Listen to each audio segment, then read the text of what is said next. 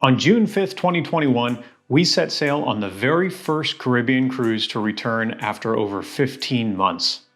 In many ways, it was like any other. We had a fantastic time. In certain ways, though, it was quite different, especially the process leading to boarding the ship. So, let's talk about what the experience was like on board, what the differences were, and we'll even talk about the 2 COVID cases that were detected while we were at sea. I'm Bill from cruisehabit.com, and we'll discuss that all and more right now.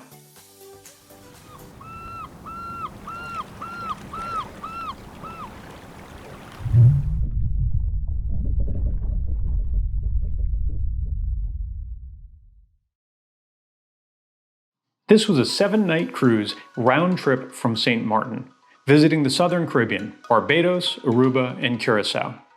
Now, it was out of St. Martin because at this point, cruising has not returned to the US just yet. One nice thing about this itinerary is that it allowed us to enjoy our time in St. Martin before and after the cruise. It's a beautiful place. And we got to visit the southern Caribbean on a 7-night cruise. It would usually take at least 8 or 9 nights if sailing out of Fort Lauderdale. Celebrity Millennium is a Millennium-class cruise ship and on the smaller size of the Celebrity fleet. While she's over 20 years old, she just underwent a complete refurbishment as part of Celebrity Revolution, the multi-million-dollar fleet revitalization project from Celebrity, and I'll tell you, everything looks brand new. Not only new, but very modern and updated. You couldn't tell that ship was 20 years old. In fact, she looks completely different than the others in the fleet that we saw just over a year ago that hadn't been redone yet. Now, the normal capacity of this ship is about 2,000 guests. But on this sailing, there were only 580, and that's partially because of COVID restrictions, but partially because some people may just not have been ready to book yet after cruise got canceled. The full complement of crew, around 800 people, were on board Celebrity Millennium though. Now, there were some rules and restrictions on this sailing, but most of them had to do with what it took to get on board the cruise. All persons 16 years of age or older had to show proof that they were fully vaccinated for COVID-19 before they were allowed to board. All of the guests, regardless of age or vaccine status, had to be tested several days before the cruise sailed. This is partially for entry into St. Martin, partially for our stop in the Barbados, and a rule on Celebrity cruises for this particular cruise. Unvaccinated children, of which there were only a few, also had to be tested for COVID-19 at the terminal before embarking. Once on board, there were no mask requirements, and all ship services operated as normal, but we'll talk more about that in a moment. In addition, you had to complete the process to get a health visa from the St. Martin government, which was a relatively easy process, and if you decided to stay overnight in St. Martin before or after the cruise, you also had to purchase a $30 per person insurance policy through the government of St. Martin, just in case you were stuck there if you came up positive. Getting to St. Martin was pretty easy for us. We live in South Florida, so it's just about a 3-hour flight to SXM, Princess Juliana Airport, which is a famous airport for its landing and takeoff location. Before we even got to that airport though, while we're still in Fort Lauderdale, we had to provide proof that we had the approved health visa from the St. Martin government, and in addition to that still show copies of our test results. That was just to board the flight. After the 3-hour flight, we landed in St. Martin, went through customs and immigration there, where they also requested copies of our health visa and recent test results. We then took a cab to our hotel, which was a Holland House Hotel, located in the middle of Great Bay Beach.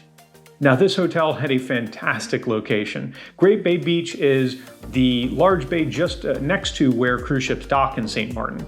And there's a boardwalk with all sorts of shops and restaurants, some of which were closed due to COVID, but many things seemed to be reopening while we were there.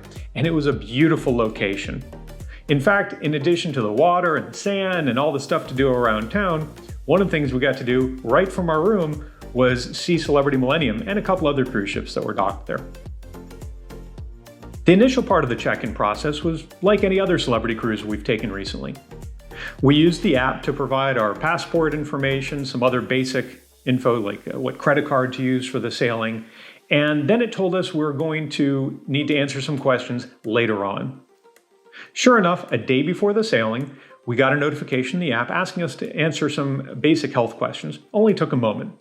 We completed that, and then the next day showed up to the port at our assigned check-in time. That was 12:30 to 1 o'clock. We stepped out of a cab and there was a building set up with all of the amenities that you'd expect in like a celebrity lounge, a lot of seating, plants, and very modern decor. But there it was just a sea of people all verifying your documents. Now, it wasn't crowded at all, but it seemed like we couldn't take 5 steps without people verifying all the information. They were looking at our original CDC vaccine card, our recent test results, our express pass, which is your boarding pass to get on board, our passports, and they took our temperature. No bother, we're happy they verified everything multiple times, but it was very thorough. The last stop in that building was with an immigration officer who stamped our passports, and then we were taken via golf cart, a short ride, maybe just 2 minutes, over to the ship. There we walked on and had our phones scanned, and we were on board. The whole process from the time we stepped out of the cab to stepping on the ship was maybe 10 minutes, and it was very smooth. Once on board, crew and guests alike were absolutely jubilant. I think a lot of us just felt like this was never going to happen. So it was really fantastic. Everyone was genuinely excited to be there. The first few hours, some people, including us, weren't really sure how to act. I mean, you get on the ship and suddenly you can take off your mask and everyone around you is vaccinated. So, you would see somebody that you recognize from another sailing, whether it was a crew member or guest, you go, well, can I shake their hands? It was a little weird for the first few hours, but we got used to it quickly. Most people did, at least. Because of the low passenger count, it was not crowded at all. Embarkation day, even on a luxury ship, can be a little bit crowded, or at least seem a little bit hectic, but not at all on this cruise. And in fact, the entire cruise was like that. We never waited for anything. I think there was only 3 or 4 times that I actually shared an elevator with another person. Now, there were signs reminding guests about social distancing, including in the elevators, actually. But it wasn't enforced, and it wasn't a rule. I kind of wonder if some of those signs were placed there many months ago before we knew exactly what the restrictions would be. Every other slot machine was turned off with a social distancing sign, and I thought that was a little unusual, but there was plenty of space, so it really wasn't an issue. A handful of guests did continue to wear masks throughout the cruise, which was fine. Want everyone to be comfortable.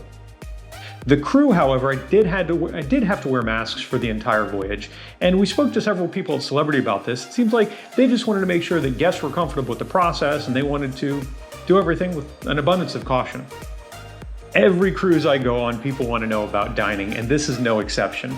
So I will tell you first, because you're all probably wondering, yes, the buffets were open. Ocean View Cafe, which is the buffet venue on Celebrity cruise ships, was open for breakfast, lunch, and dinner, and it was operating normally, really. There was only one difference, and that is that guests didn't serve themselves. Crew served you.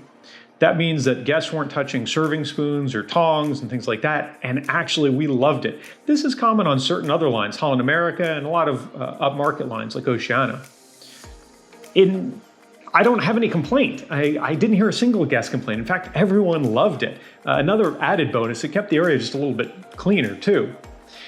So I suspect that Celebrity will continue doing this in perpetuity. I don't see any reason they would stop doing it. It didn't even seem to take much more crew because you already have somebody there all of the time tending to all the stations in case anyone needs anything.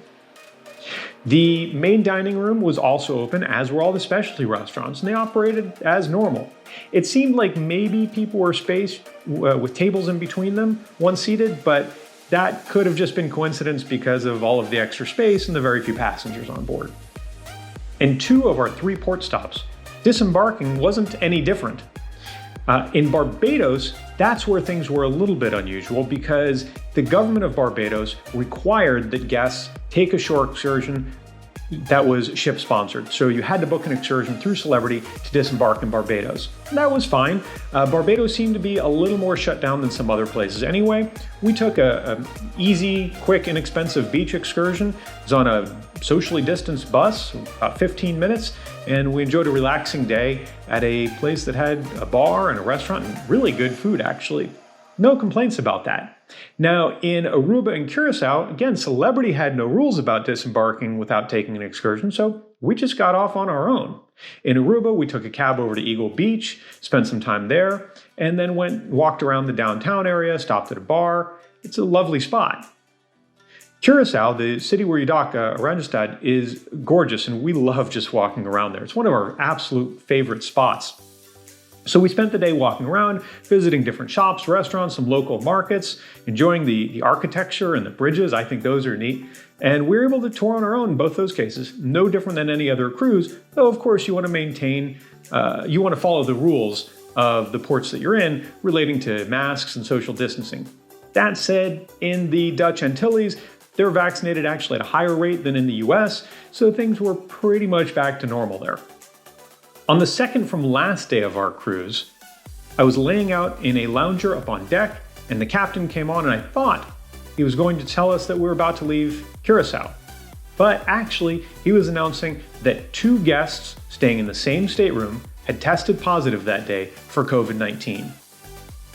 Like all the other adult guests on board, they were fully vaccinated, and breakthrough infections can happen, but they were completely asymptomatic. They were feeling fine. All of the guests were already in the process of being tested the last 2 days of the cruise, which is how these cases were detected, as part of the re-entry requirements for both St. Martin and guests continuing on into the United States.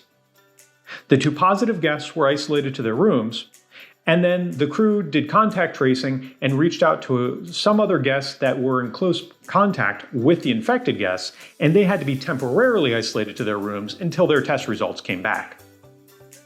Other than that, though, the cruise continued as normal. The buffet stayed open, all the restaurants stayed open, shows continued, there were no changes at all.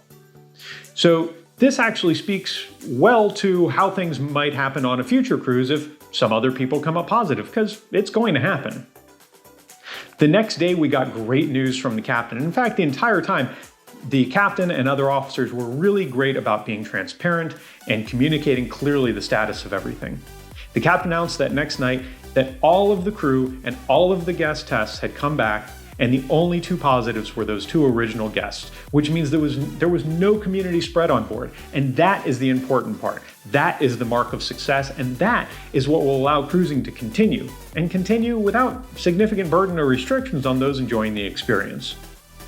So I know the crew did a lot of work to make this all happen, and there were the requirements that the guests had to go through in terms of verifying vaccines and testing, but it showed that it was all worth it. It worked well, the crew worked it out well, the officers did a great job, and maintaining a highly vaccinated population works. Those 2 guests that did test positive, by the way, they unfortunately had to be isolated for the rest of the cruise. Luckily, this happened toward the end. And then because they were asymptomatic and didn't need any medical attention, Celebrity Cruises got a private car to take them to the airport to board a private jet to return home. Disembarkation was like any other. A couple nights before the end of the cruise, we were given luggage tags in our stateroom to put on our checked bags, and those luggage tags had numbers. On the morning of disembarkation, you wait for your number to be called. So we had breakfast, we hung out at Café El Bacho, the onboard coffee shop, chatted with some new friends that we'd met throughout the sailing, and waited for our number. Finally, our number was called around 9:30. We went down to deck 1 to disembark, walked over to a golf cart. We were taken to the same building that we went to check-in, and grabbed our luggage, talked with an immigration officer, and got into a cab. The entire process from stepping off the ship to getting into a cab was, again, maybe about 10 minutes. Now, as I wrap this up, you might have expected that this video was going to be all about the things that were wildly different on this cruise, because it was the first cruise back after the pause of cruising over 15 months ago. But for guests, it just wasn't that different.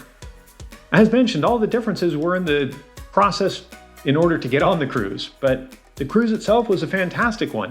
Now, for the crew, for the officers, for the entertainment staff, and for the shoreside staff, that was very different, and we sincerely appreciate all of their hard work.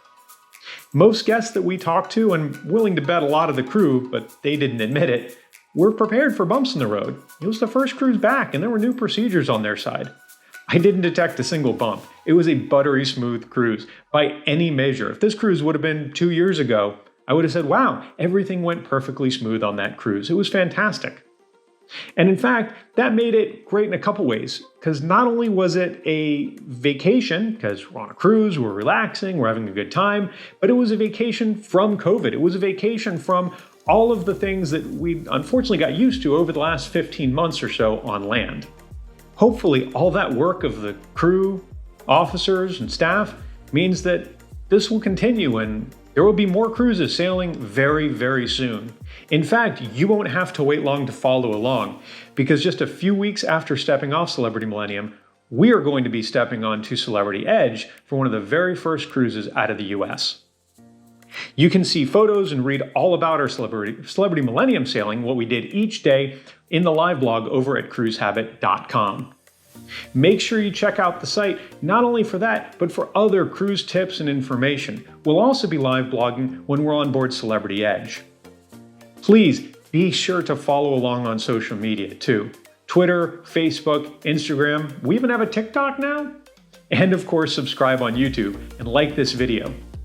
It would mean the world to me if you would share content that you find valuable that someone else might as well. So we'll be boarding another ship soon, and we look forward to talking ship with you real soon.